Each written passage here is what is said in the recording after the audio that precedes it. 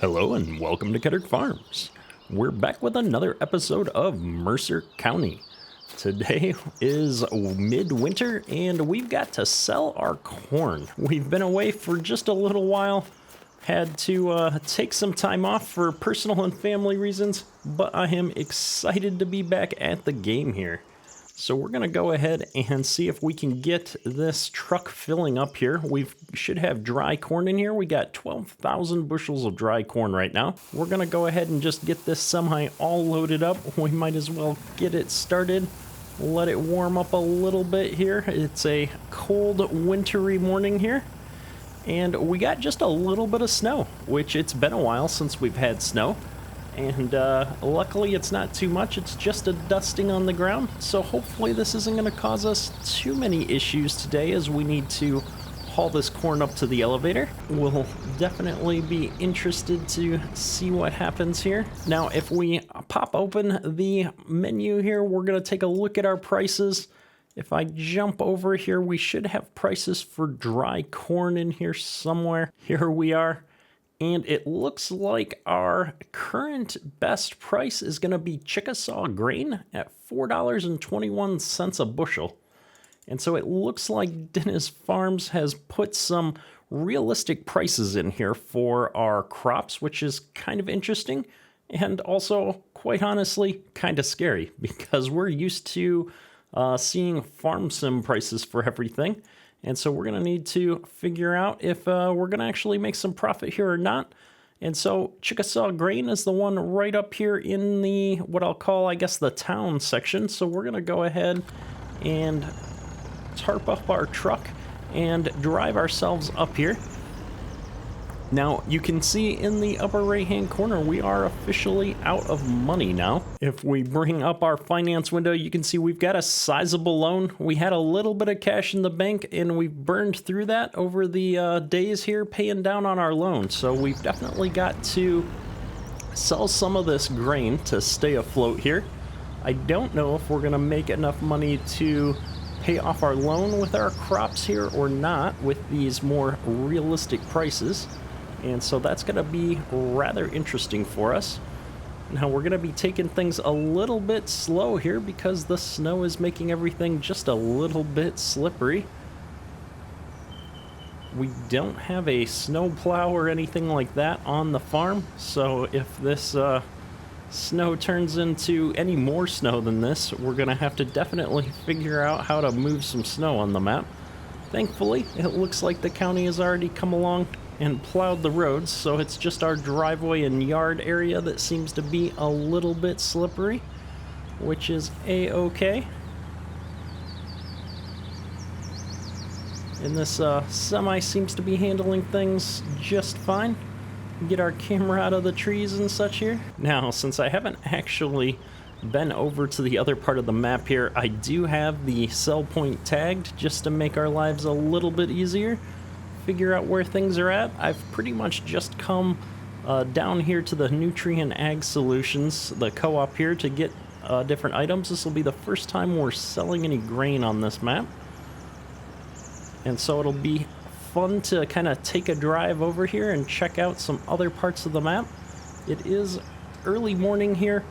I didn't want to advance time too much today because I wanted to make sure that we have plenty of time to sell all of our grain before the prices start to go down anymore. The prices were already dropping at a few different sell points today, and this is the high point with seasons for selling our grain, so we're definitely pretending that we've got some contracts for our grain here that need to get sold off.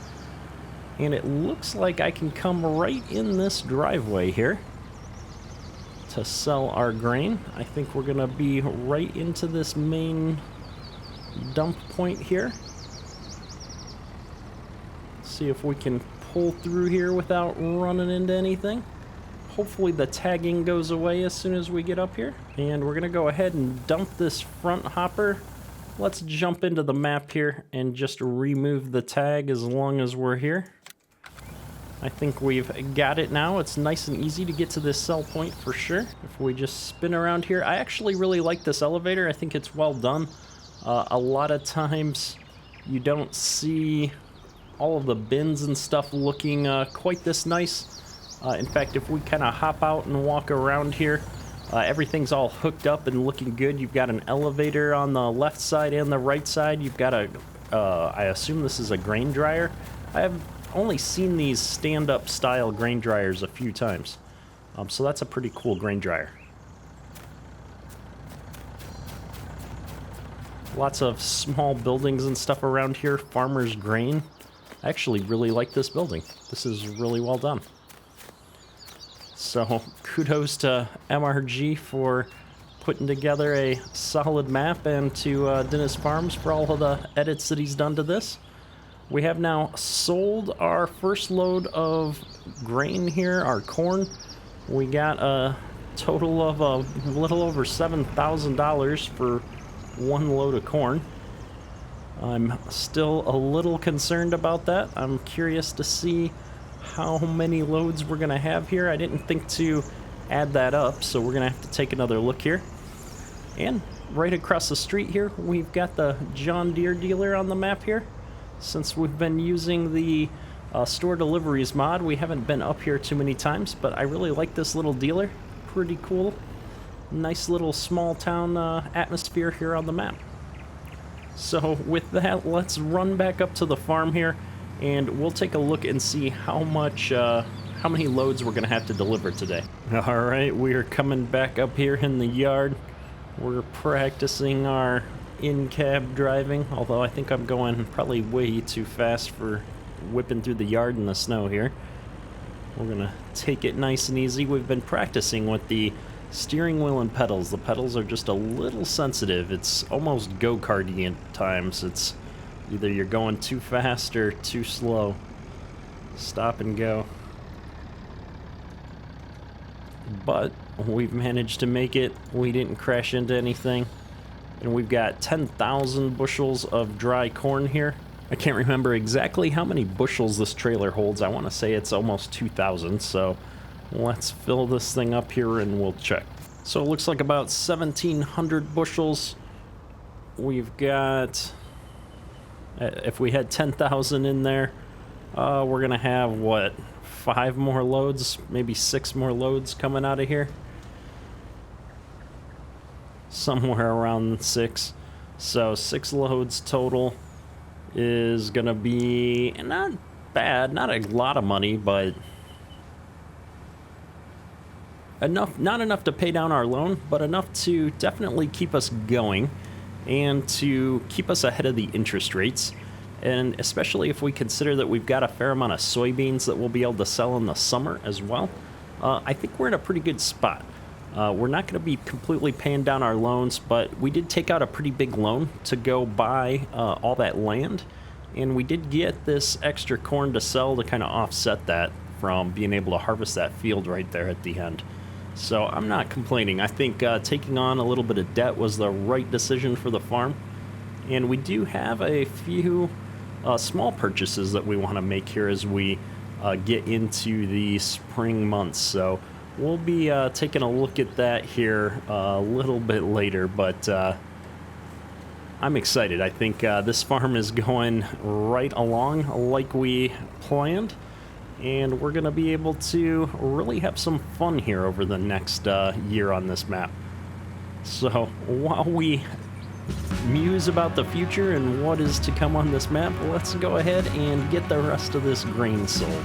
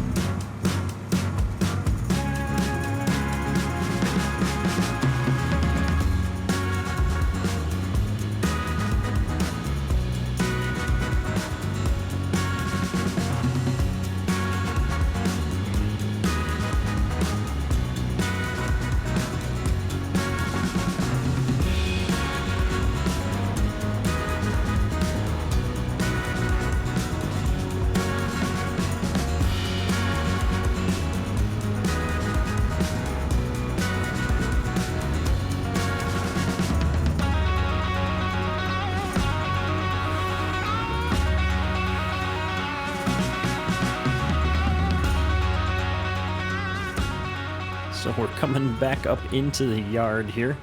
We've made quite a few trips. I actually forget how many trips we've made now, but we're sitting at $42,000 of crops sold at this point, and I think we've got one more full load here to go.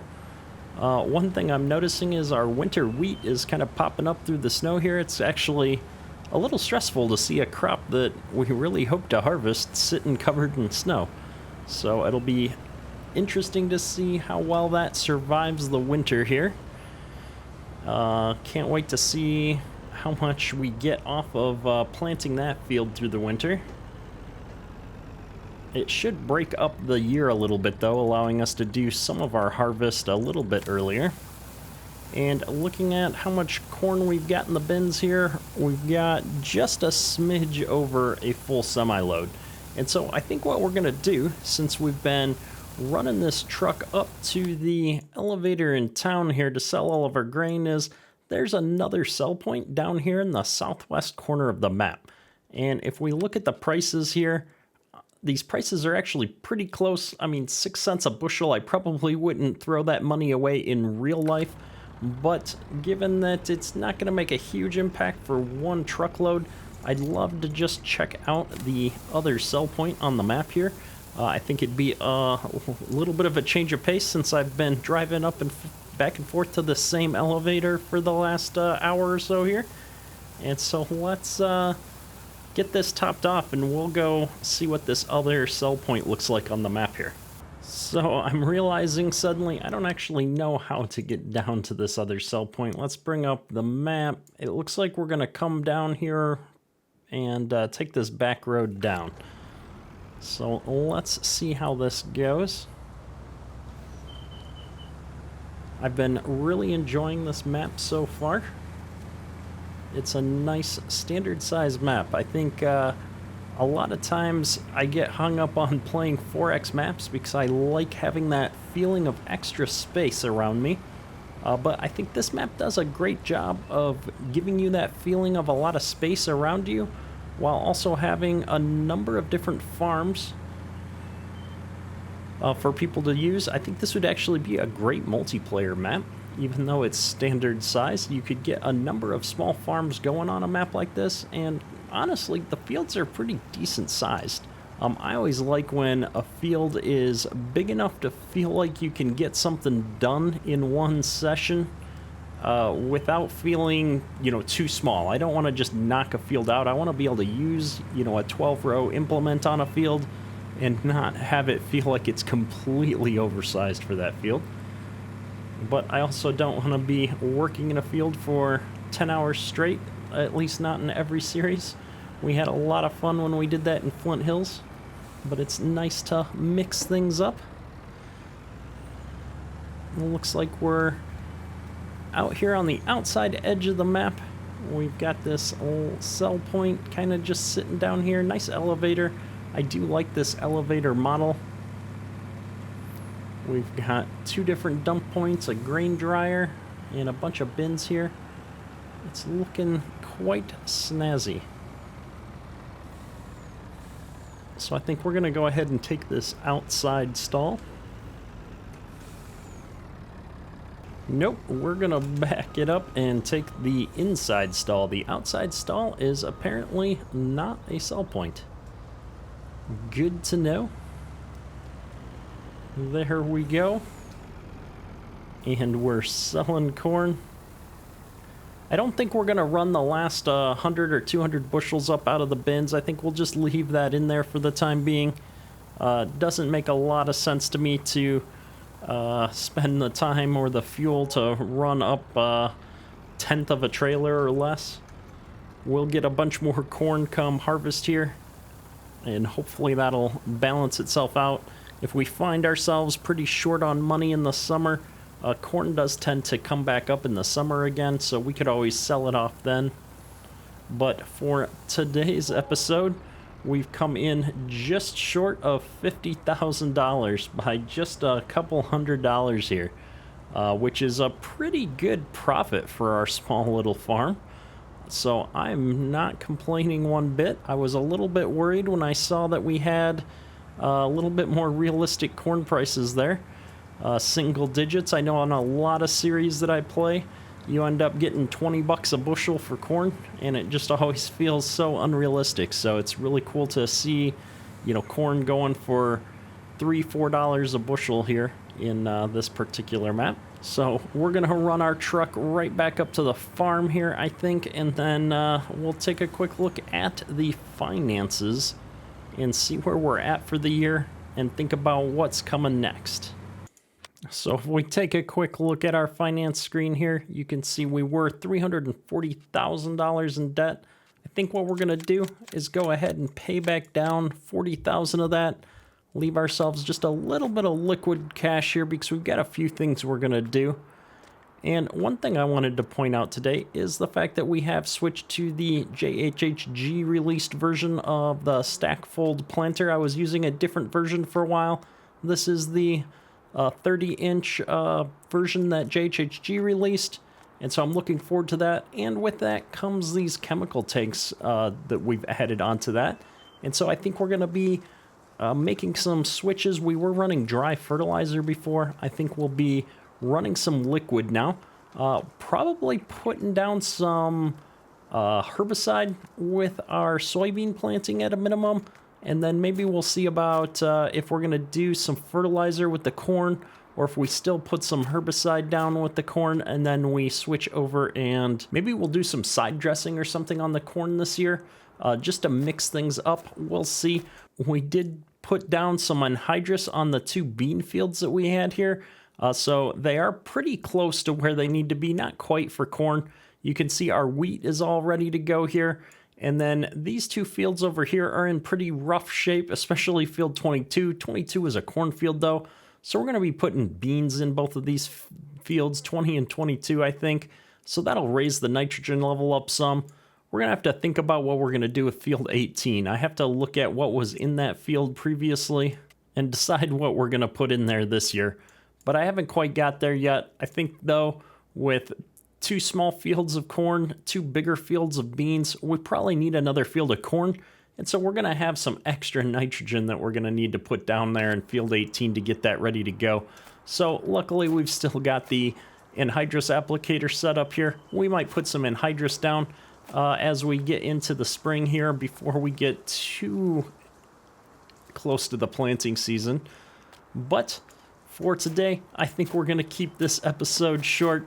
We're getting back into the swing of things. If you're a regular viewer, I appreciate your patience over the last couple of weeks as I've dealt with some personal life things. We're going to be back on track with daily farm sim content moving forward. If you're new to the channel, hit that subscribe button for daily farm sim content. That's all for today. Kedurk out. Oh no. Oh no. Whoa. Alright, well, it was bound to happen. We've made it, what, 4 times up to the elevator without an accident? Oh well.